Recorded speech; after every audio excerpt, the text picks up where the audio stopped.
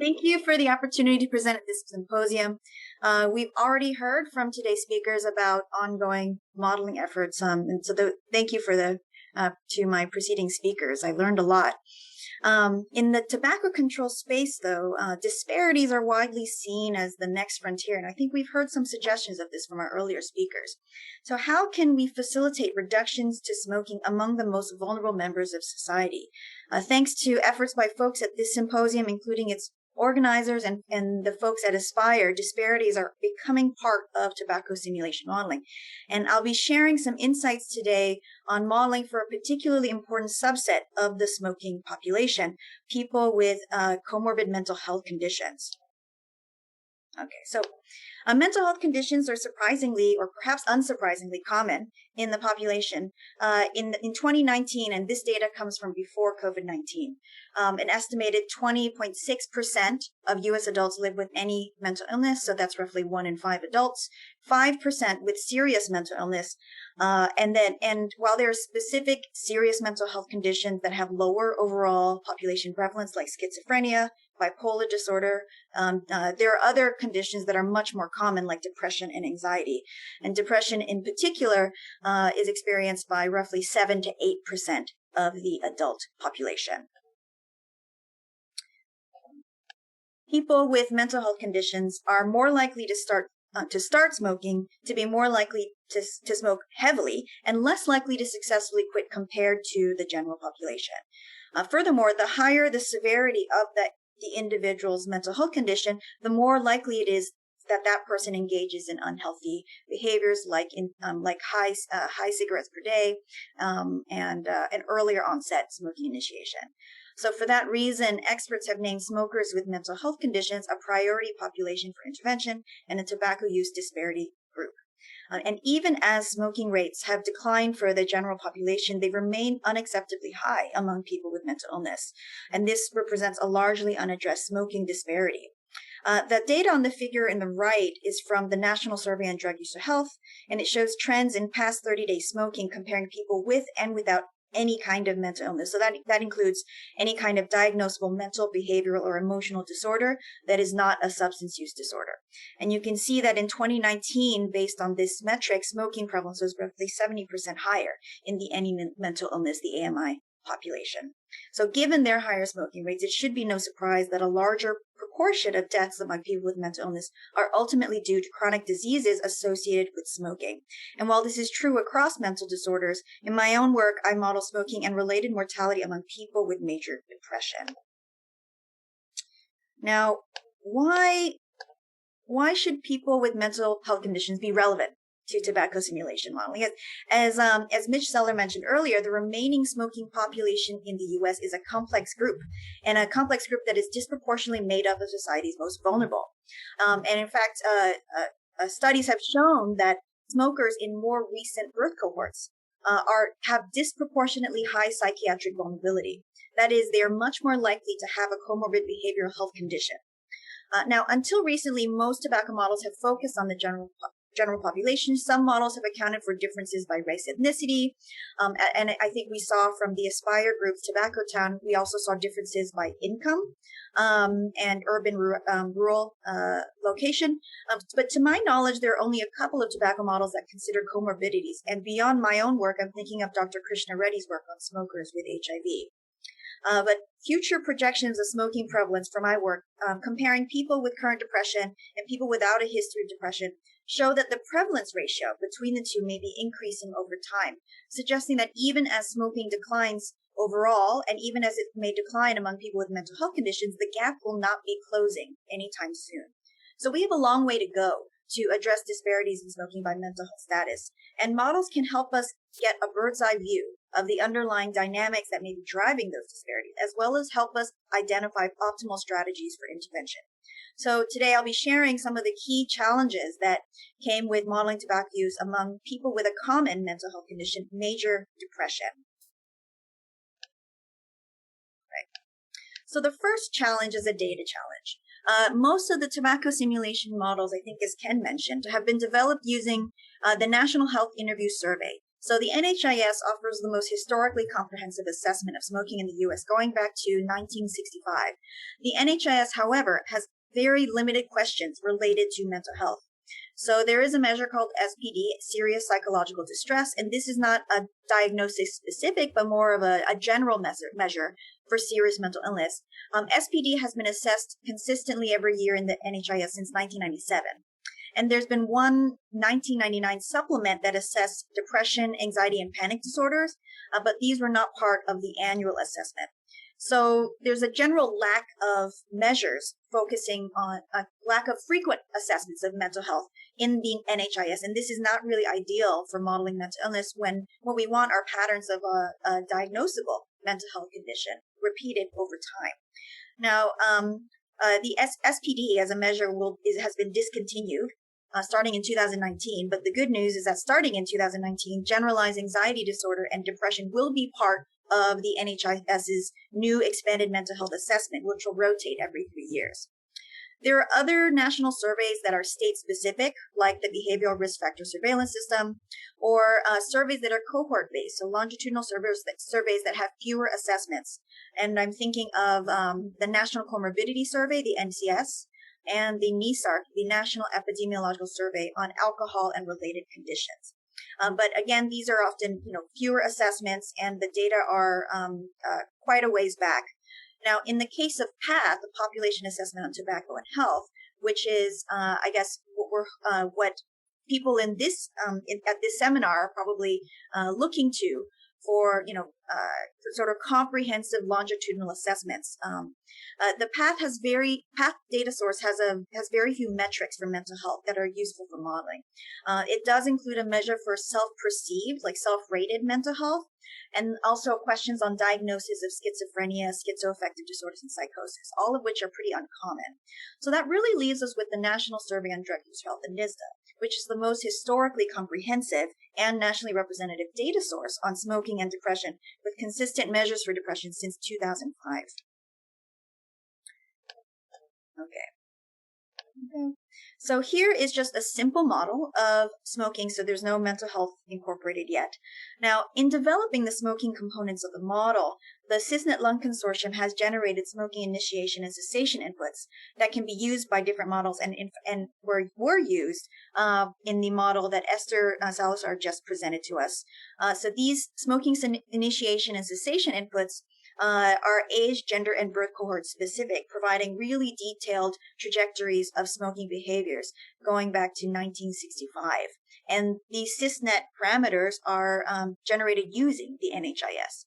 But because the inputs were developed using the NHS, and what I'm trying to do with my model is fit smoking components of the model to the National Survey on Drug Use Health, this means we need to think carefully about what definitions we're using for both smoking and for mental health in the model. Now, tobacco models have traditionally relied on the NHIS, which employs a different definition of smoking and has differences in survey designs compared to the National Survey on Drug User Health. So if we're calibrating the model to survey data from the NSDUH and we're using inputs from Cisnet that are based on the NHIS, how do we accommodate these different smoking definitions? Now, in the NHIS, the official definition of smoking is currently smoking every day or some days and having smoked at least 100 cigarettes in your lifetime. The NSDUH, in contrast, looks at smoking in the past 30 days. So that was the same as that figure I showed a few slides back on any mental illness, which of course generates much higher prevalence estimates than what you would get using the NHI's definition.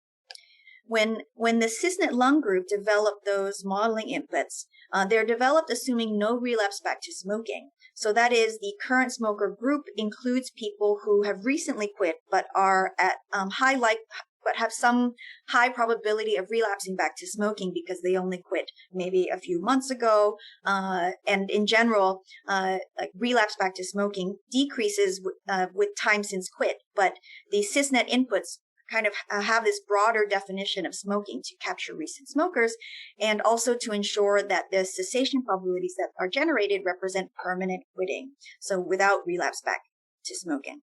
So to align across these data sorts, the smoking definition that I use in my model kind of retains the permanent quitting aspect of the cisnet inputs and also keeps the 100 cigarettes in a lifetime threshold used by the NHIS, but is kind of a compromise across these different data sources.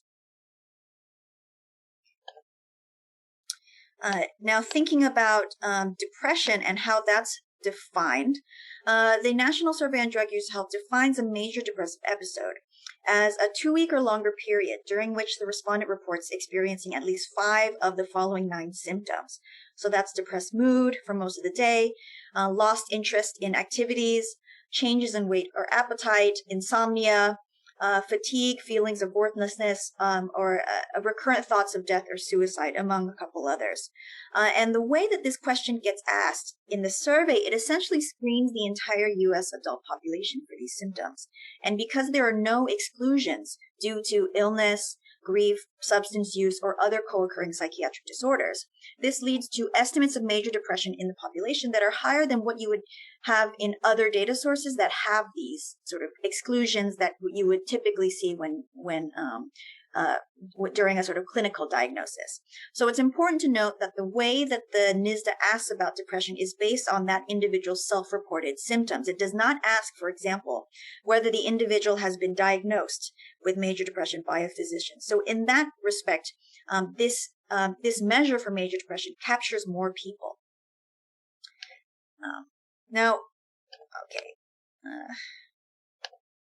I use this definition of a major depressive episode to inform different depression states in my model.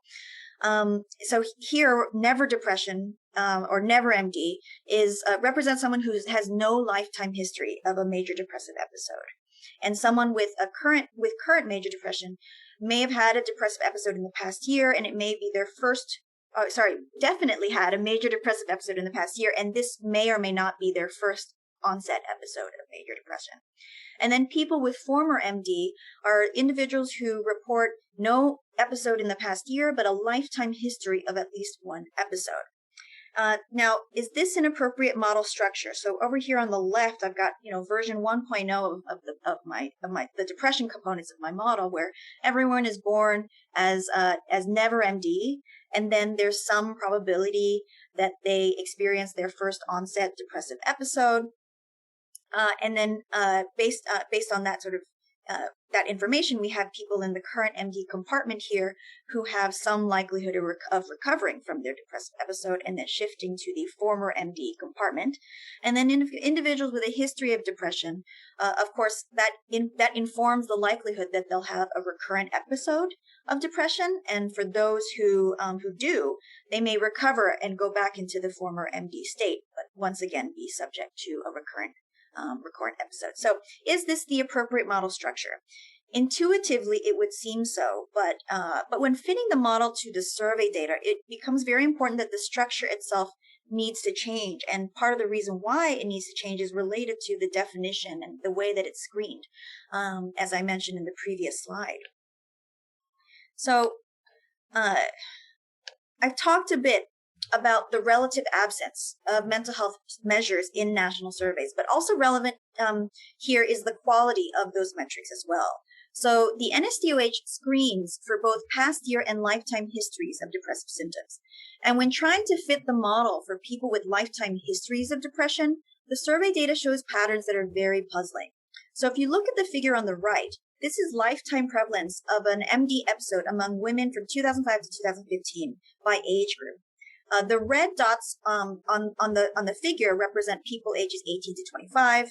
The yellow represents 26 to 34, and then green 35 to 49, blue 50 to 64, and then the 65 and above group is shown in this sort of fuchsia purple color.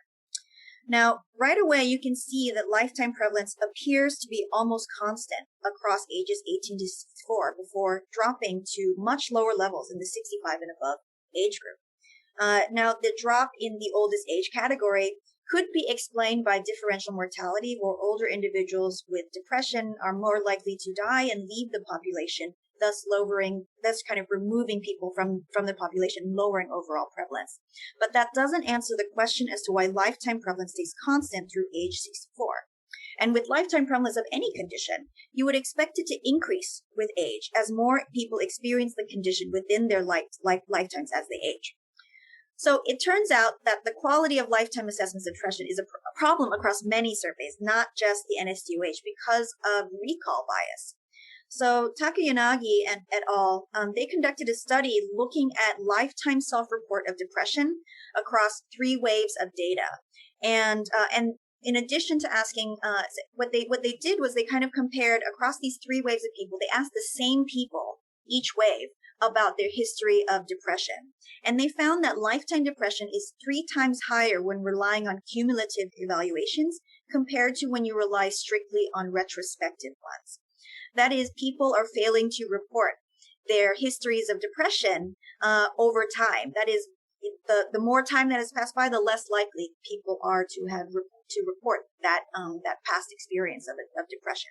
This points to the need to account for recall error in the survey data, and it really highlights one of the limitations when working with mental health data for modeling purposes as well. So, what do we do with this information? I revised the model structure to reflect this tendency for people with histories of depression to fail to report their histories of.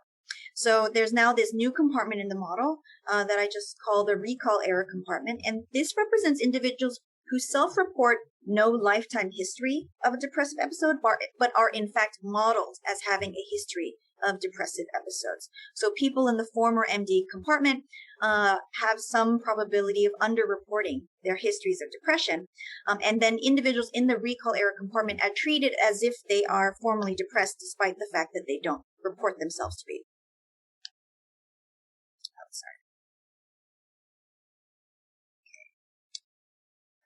So when those in the recall error compartment are treated as never MD, the model, as shown in the solid lines here, is able to reproduce the patterns that we see in the survey data. Those are the dots with the vertical lines. So when those in the recall error compartment are treated as if they're former MD, we see the pattern we expect, right? Where lifetime prevalence increases with each age group before dropping at the oldest age group due to differential mortality. So this is one particular challenge that came with trying to model depression using the NSDA. And so far I've talked about the challenges of modeling smoking and the importance of different definitions that are used in modeling smoking, and then separately the challenges of modeling depression. But what about their potential interactions with each other? So a systematic review of smoking and depression found positive associations between smoking and subsequent depression and vice versa, even after controlling for confounders. So smoking may increase susceptibility to depression through neurophysiological changes. In longitudinal studies, smoking increases the risk for suicide ideation and completion. There's also research that shows quitting smoking reduces depressive symptoms, suggestive of potential causal pathways. Studies following adolescents and adults over time show major depression puts individuals at risk for future smoking initiation and nicotine dependence. Having depression reduces the odds of successfully quitting, and there are, of course, shared underlying genetic and social vulnerability characteristics that explain their high degree of co-occurrence. But even after accounting for these, there's literature showing how smoking and depression interact with each other. And a more recent 2020 paper by Wooten et al. Used Mendelian randomization to explore the potential bidirectional causal relationship between smoking and depression. And they found strong evidence to suggest that smoking is a risk factor for depression, and some evidence that there's genetic liability to depression that increases the likelihood of smoking, suggesting again that there may be causal effects between smoking and depression. Furthermore, we know that both smoking and depression are independent contributors to mortality risk, which means that when modeling, we need the mortality inputs to that model to account for both smoking and depression status simultaneously. Okay, so this figure shows the full major depression and smoking model with 15 mutually exclusive health states. The simulated population is initialized into a never smoker and never depressed state at birth. Then each year, individuals flow across these smoking and depression compartments based on gender and age-specific smoking initiation cessation probabilities from CISNET and depression incidence and recovery rates from some longitudinal studies of depression. And as I mentioned earlier, there are these interaction effects between smoking and depression. So smoking status at baseline has been shown to increase the risk of a subsequent first depressive episode. So that's shown in the green dots in the figure. A history of depression also increases the odds of smoking initiation and decreases the odds of cessation. So that's shown in the teal and orange dots. Being a current smoker raises the risk for recurrence of depressive episode and influences likelihood of recovering from depression. So that's shown in the blue and the red. Finally, it's important to account for the mortality risk associated with having a history of depression and with different smoking status. So that's shown here in the gray dots. This figure on the left shows smoking prevalence by major depression status among women. After I've accounted for these interaction effects between smoking depression and the model. And the model shows a strong correspondence with the NSDOH, where the solid lines here are the model. The dots and the triangles represent the survey data. And then the red represents women with current major depression, and then the teal at the bottom represents women who've never been depressed. And then over on the right, some of the interaction effects parameters that I described in the previous slide are now listed here with the relevant citation and estimates reported in those papers. So the estimates reported in longitudinal studies are typically adjusted for other covariates, and they rely on different definitions of both smoking and depression depending on the data source. So the reported estimates will, of course, differ from the calibrated estimates. Since other covariates like race, ethnicity, and smoking socioeconomic status are not included in the model. So during calibration, these parameters are re-estimated to reproduce observed patterns. And one thing that came out of this calibration process was an understanding of how key it is is understanding the importance of one particular parameter. So the parameter that is listed here as listed from Swenson 2010, that is the effect of depression status on subsequent smoking initiation. So it is very important that we incorporate this parameter because of high smoking rates among young people with depression in the survey data as well. So what can we do with a model that, after we've addressed the challenges that I've described above, so challenges with data and definitions, challenges with the model structure, and then challenges with respect to interaction effects? What can we learn?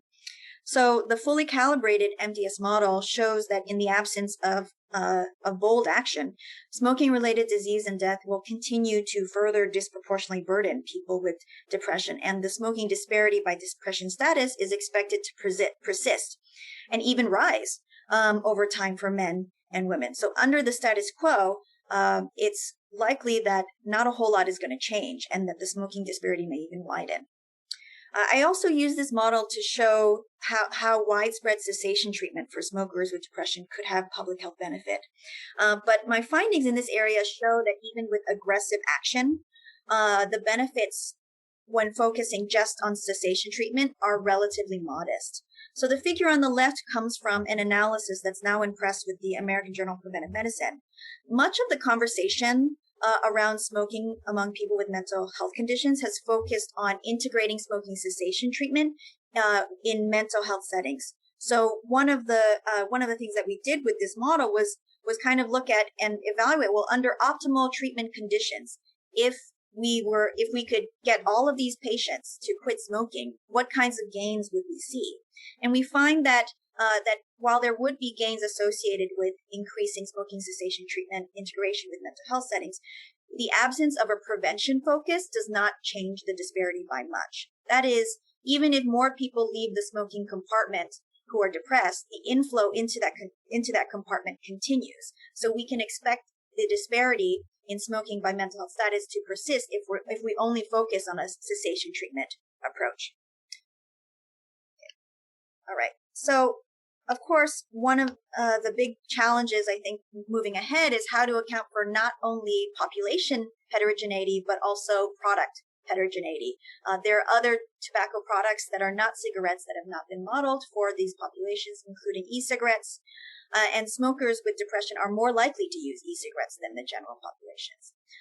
Right now, it's unclear how e-cigarettes or other novel products could facilitate smoking cessation differently for people with mental health conditions compared to the general population. And the NSDOH doesn't ask questions about e-cigarette use either. And unfortunately, modeling product use transitions will also be difficult for populations with comorbid mental health conditions because of the absence of broad measures for mental health in the PATH data. So until that changes, assumptions will need to be made based on what we know from data on the general population.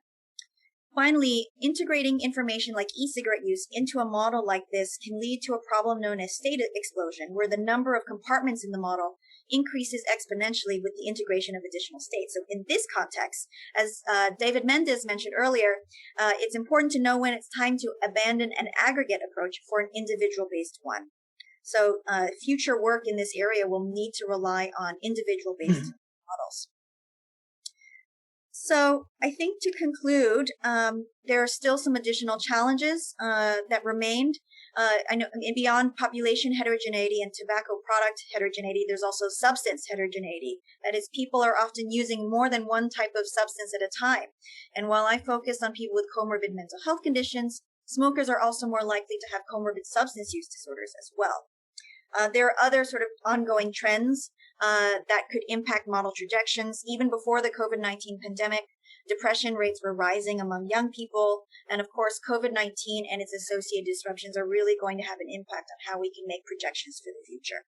So these are some of the important but not insurmountable challenges on the road ahead. Thank you for listening. And I know we're a little bit behind schedule, so I'll turn it over to Rafael and others.